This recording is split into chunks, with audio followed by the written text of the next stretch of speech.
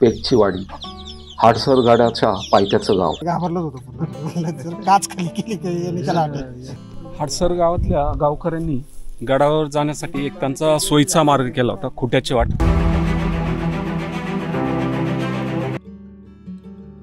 एक अनोखे ठिकाण, या गडाचं अतिशय वैशिष्ट्यपूर्ण असं स्थान. मग कातळ पायऱ्या, मग गडाचे मुख्य प्रवेशद्वार. आमची थोडी रस्त्याची चुकामूक झाली, पायऱ्यांचा शेवटचा पॅच. येथील जवळपासच्या डोंगरात 7 जुलैच्या रात्री कोसळले. यात सुमारे 90 लोकांनी आपले प्राण गमावले. आजचा आमचा रेंज ट्रेक, सकाळी हाडसर आणि आत्ता निमगिरी, उद्या चावंड. कुकडी नदीच्या खोऱ्यात तिच्या ऐन उगमावर पूर्वेला एक बलदंड तालेवार किल्ला खडा आहे. चावंडगड किंवा प्रसन्नगड अशा नावाने त्याला ओळखले जाते. चावंडगड जुन्नर पासून 15 किलोमीटर अंतरावर आहे. गडाच्या कुशीत वसलेली चावंडवाडी ही चिमुकले वस्ती. एखाद्या हिल स्टेशनची आठवण यावी अशी. गावातील हे हनुमानाचं मंदिर. गावाच्या मधोमध पिंपळ वृक्षाला भला मोठा चौकोनी पार बांधलेला आहे. पाऱ्याच्या शेजारीच एक भली मोठी चिरेबंदी वर्तुळाकार विहीर. संपूर्ण गावाच्या दैनंदिन वापरासाठी या पाण्याचा भरपूर उपसा असल्यामुळे हा पाणवठा सदा सतेज वाटतो. गावातील हे विठोबाचे मंदिर आणि त्यामागे गडाची अजस्त्र भिंत. सकाळी घाटघरवरून निघून आम्ही आता चावंड गाव जे आहे, चावंड किल्ल्याचं पायथा चावंड गाव, तिथे आता पोचलोय. पायऱ्या कुठून आहेत? पायऱ्या गावातलं आहे ना, पुढे जायला लागत ना. दाखवतो का? हा, गड किल्ल्यांच्या कुशीत वसलेल्या गावांचा कायमच हेवा आणि आदर वाटतो.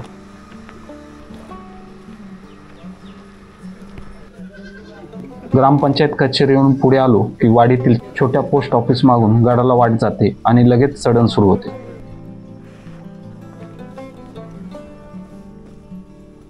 गडाचा काताळापर्यंतचा मार्ग पायऱ्यांमुळे सुखकर झालेला आहे.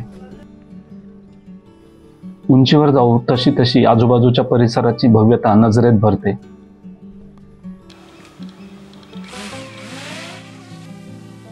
ड्रोन मधून गडाच्या पायऱ्या एखाद्या अजस्त्र सर्पाप्रमाणे वाटतात.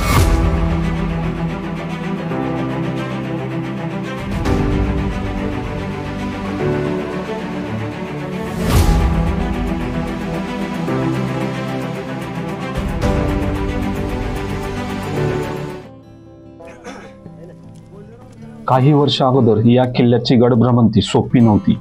किल्ल्याच्या चौअंगांनी तुटलेला उभा कडा आहे. पूर्वी माथ्याच्या उभ्या कड्यावरून चढून जायला वेलीच्या जाड मुळ्या होत्या, तिच्या साह्याने किल्ल्यावर चढून जावे लागे. आता मात्र त्या उभ्या खडकावर पाय ठेवायला खोबण्या खोदून आधाराला लोखंडी रेलिंग लावलेला आहे.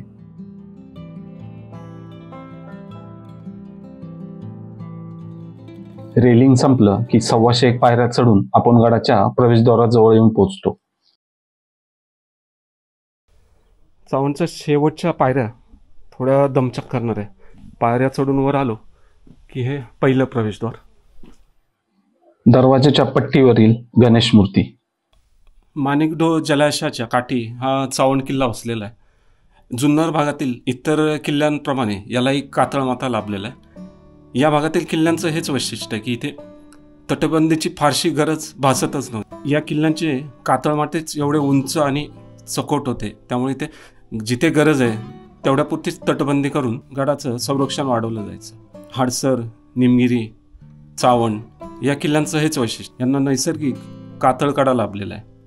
मुख्य दरवाजातून वर आलो की या काही कातळकोरी पायऱ्या गडाच्या माथ्यावर घेऊन जातात. चावंडगडाच्या पायऱ्यांना रेलिंग नव्हतं, तेव्हा एक तोफ अर्धवट जमिनीत गाडून तिला दोर बांधून तिच्या साह्याने वर ये जा करायची.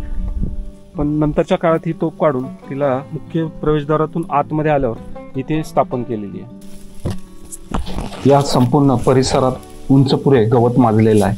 त्यातून मार्ग काढत जाताना गवताच्या हिरव्या पिवळ्या छटा लक्ष वेधून घेतात. किल्ल्यावर असलेले गवत, त्यामुळे येथील पाट्या बघूनच आजूबाजूच्या वास्तूंचा शोध घ्यावा लागतो.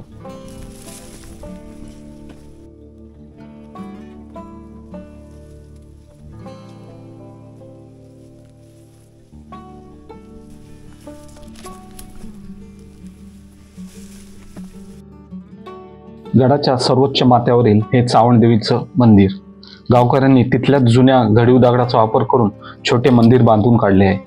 आत छोट्या चौथऱ्यावर चावंड मातेची 1/2 मीटर उंचीची शेंदूर थापलेली आसनस्थ मूर्ती. टेकडी उतरून खाली आलो, दुरूनच एक अप्रतिम नक्षीकाम केलेली दाराची मोठी चौकट दिसते. इथे पाण्याने काठोकाठ भरलेलं एक विशाल फरसबंद टाके असून त्याच्या शेजारी दगडी खांब तुळ्यात बांधलेले छोटे शिव मंदिर आहे. मंदिराचे छप्पर ढासाळलेले असल्याने पाण्याचा तलाव व मंदिर या दरम्यानची दारावरील अप्रतिम नक्षीकामाची पाषाणातील मखर उघड्यावर पडलेली आहेत, पण ती पाहणाऱ्याला नजरबंद करून टाकते. असं कोरीव काम सह्याद्रीतील गड किल्ल्यावर विरळच. तलावाच्या एका बाजूला कातळ भिंतीत 7 कोनाडे कोरलेले असून त्यात पूर्वी देवदेवतांच्या मूर्त्या असाव्यात.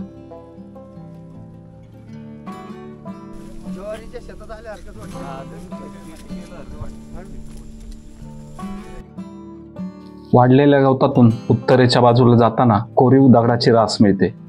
त्या पलीकडे काही अंतरावर किल्ल्याचा सर्वोत्कृष्ट असा स्पॉट आहे.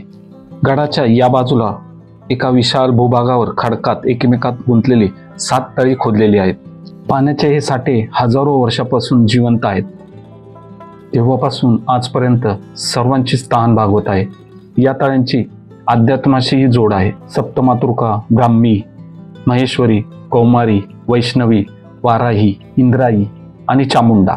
या सगळ्यात चामुंडा ही श्रेष्ठ मानली जाते, त्यामुळे गडाला चावंड नाव पडले असेल.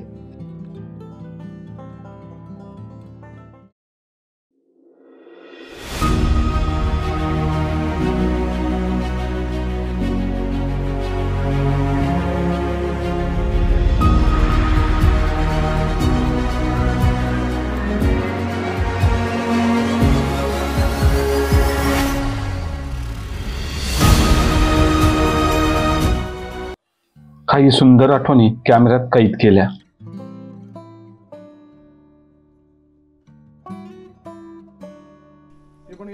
एक सुंदर किल्ला पाहिल्याचे समाधान साऱ्यांच्याच चेहऱ्यावर दिसत होते.